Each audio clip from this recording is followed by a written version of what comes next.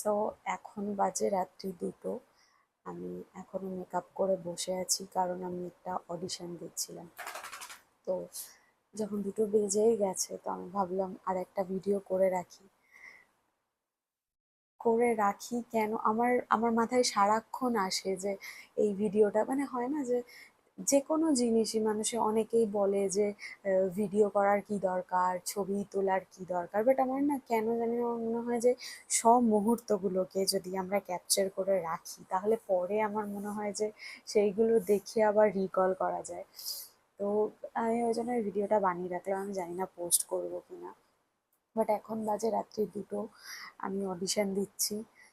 তোমাদের দেখাচ্ছি এখন কি অবস্থা ঘরের, জিনিসপত্র সব পড়ে আছে এখন। এই ঘরে আমার সব ছড়ানো, কিচ্ছু মানে গোছানো নেই। আর আমার সাথে সাথে রিও জেগে বসে আছে, বিকজ আমি ঘুমোতে না গেলে ও ঘুমোতে না। আসল ব্যাপারটা হচ্ছে যে মানে আমি কিছুদিন ধরে শুরু করেছি কন্টেন্ট ক্রিয়েশন। আসলে আমি না 2017 থেকে মডেলিং করি এবং অভিনয়টা করতে চাই।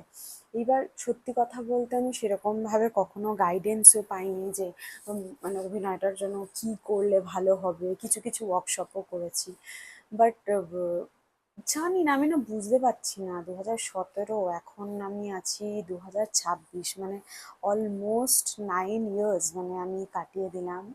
এখনো আমি বুঝতে পারছি না আমি কি করছি, কি করব। ফ্রাস্ট্রেটেড লাগে মাঝে মধ্যে, ভীষণ ফ্রাস্ট্রেটেড লাগে।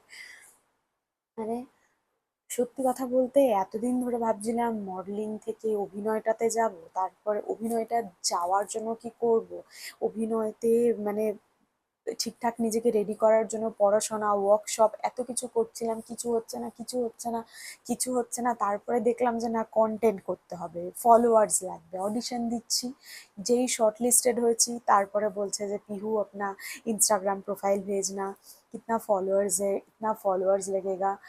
তো মানে দিনের পর দিন আমি যেন ফ্রাস্ট্রেটেড হয়ে যাচ্ছি এই বিষয়টা নিয়ে। কারণ আমি আমি বলছি না যে যারা কন্টেন্ট বানাচ্ছে তারা কেন অ্যাক্টিংয়ে কাজ পাচ্ছে, পেতেই পারে, তারা ট্যালেন্টেড, বাট সব অভিনেত্রী যারা অভিনয় করতে চায় সবাইকে যে কন্টেন্ট করতে হবে এটা কি করে নেসেসারি হতে পারে আমি বুঝতে পারছি না।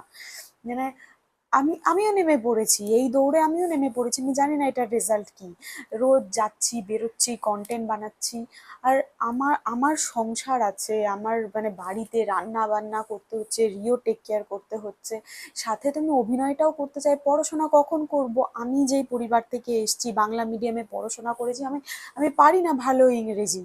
আমার আমার হিন্দি ভালো না, আমাকে পড়াশোনা করতে হবে। ইংরেজিটা কখন প্র্যাকটিস করব, কখন আমি বাংলা পড়বো? আমি তো সারাক্ষণ ভিডিও করছি, ভিডিও এডিট করছি। মানে আমি আমি জেনুইনলি আমি বুঝতে পারছি না যে আমি কি করছি, বাট আমি হেরে যেতে চাই না পড়ে আমি লেগে পড়েছি। কি বলবো, মানে আমি সত্যি আমি সেটাই বলছি যে কালকে সকালবেলা আমার শুটিং আছে, এখন আমি অডিশন দিচ্ছি। এখন যদি আমি অডিশন দিতে না পারি তাহলে আমি কালকেও সারাদিন দিতে পারবো না।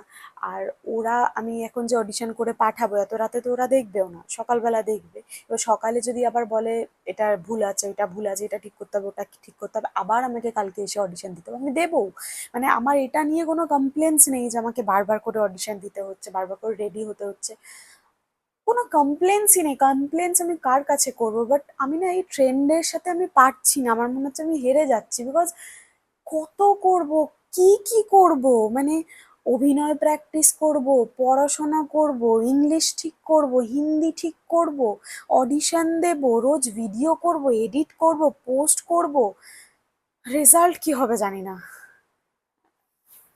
সত্যি কথা, সত্যি কথা, মাঝে মাঝে মনে হয় যে মালদাতে ছিলাম, পড়াশোনা করছিলাম, একটা রেলের চাকরির জন্য একটুখানি ট্রাই করতাম, হয়তো পেয়ে গেলে একটা স্টেবল লাইফ হয়ে যেত, বাবা মাকে হেল্প করতে পারতাম।